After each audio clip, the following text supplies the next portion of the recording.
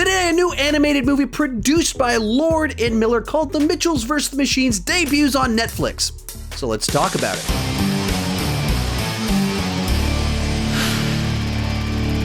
The Mitchells vs. the Machines tells the story of a family driving cross-country to deliver their daughter to film school, but along the way, a robot apocalypse occurs, and they are the last hope for humanity.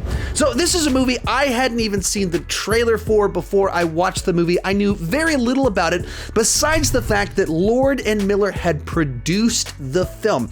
They're the people behind Cloudy with a Chance of Meatballs, the Lego Movie, 21 Jump Street, and the guys that got fired from Solo, a Star Wars story. They produced this movie, and supposedly it was going to have a bit of that energy that they bring to all of their projects. Real quick before I give you my thoughts on the movie, be sure to join me down below in the comment section. Let me know what you thought about it. Did you love it? Did you hate it? Are you somewhere in the middle? And let's get started with the good. And let's just cut right to the chase. If a better animated movie comes out this year, this will be a phenomenal year for animated films. This is a triumph on every single level. The animation is crisp, original, and unique. The humor lands from beginning to end. It is heartfelt. It is energetic. It is never dull. Every single thing about it works. So let's break that down, kicking it off with the animation.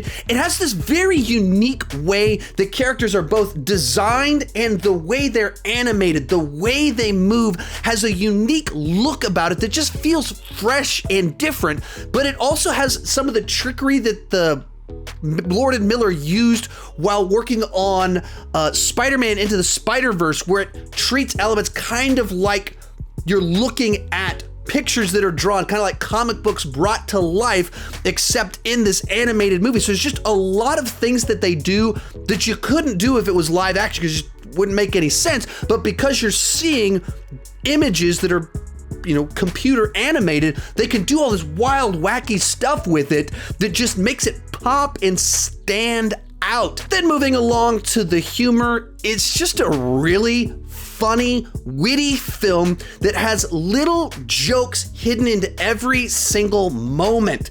It has the obvious thing you're looking at that's happening, and then there's always these little details in the background that are amusing. Just does a great job of setting up these little elements that you're paying attention to about the characters, about the little quirks about them that get paid off later on. They find a way to jam-pack the movie with pop culture references, but not in a way that's gonna date the movie, because the pop culture references are already dated, because it's about a family that's now 18 years old with their kids, and so it's referencing their childhood and the little moments that bonded the kids, and they use these pop culture references as setups for jokes, and they keep landing, and they find ways to take something that's like, oh, that was kind of fun, and then they take it to the next level and elevate it and use it some wild, crazy way that you never would have guessed that they were going to use it.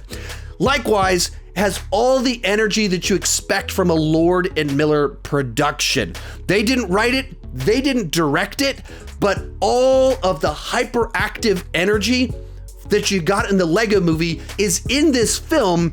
But this feels a lot more focused than the Lego Movie, because it is about this family, and so it has all the energy while being channeled a little bit better into this journey that the family is on, which, to that point, let's get into the heartwarming aspects of the film.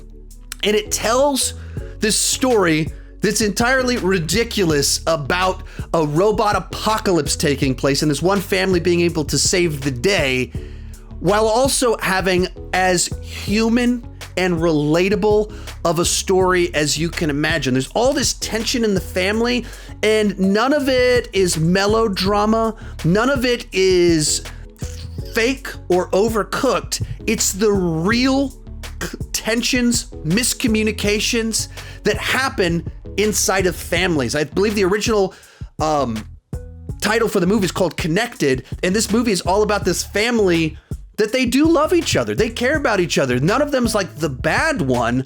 They're just not connecting anymore. And the movie is all about them learning to reconnect and understanding why learning to understand each other.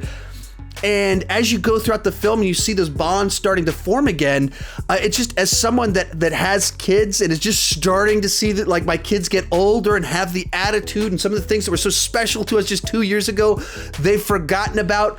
It pulls on all the heartstrings, and as you move into the final showdown, the way it pulls back little references from beginning earlier in the movie that are set up in this context that are just family related, and then they use it in the actual final showdown. I mean, it's just so wonderfully written, so wonderfully directed, that as you're watching it, you just get this gigantic grin on your face. You can feel yourself, like, I'm not the Grinch, but I could feel my heart getting bigger and expanding outside the box that my heart is in, because I learned about human anatomy from the Grinch cartoon.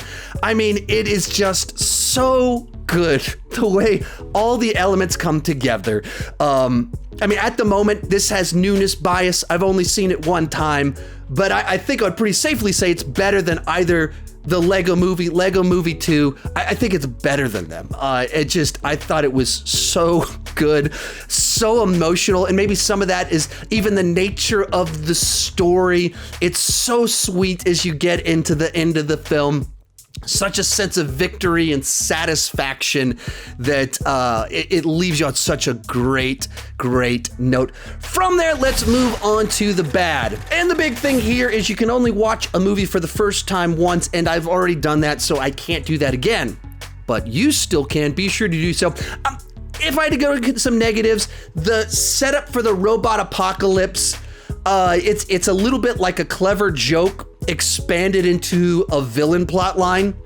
It's a bit much, strains a little credibility. There's a couple plot points where you're like, why don't they just find another store? Why don't they do? There's a couple things like that. Who cares? The movie's awesome. In closing, I loved just about every single thing about this film. My wife was crying in the third act. I might have been tearing up just a little bit. My kids were on the edge of their seat, laughing out loud at a bunch of the jokes that were happening.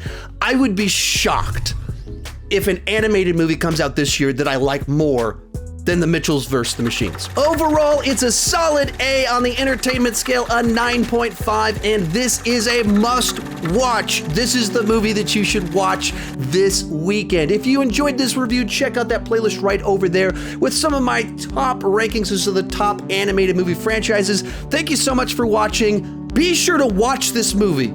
It is really good, and keep talking movies and TV too much.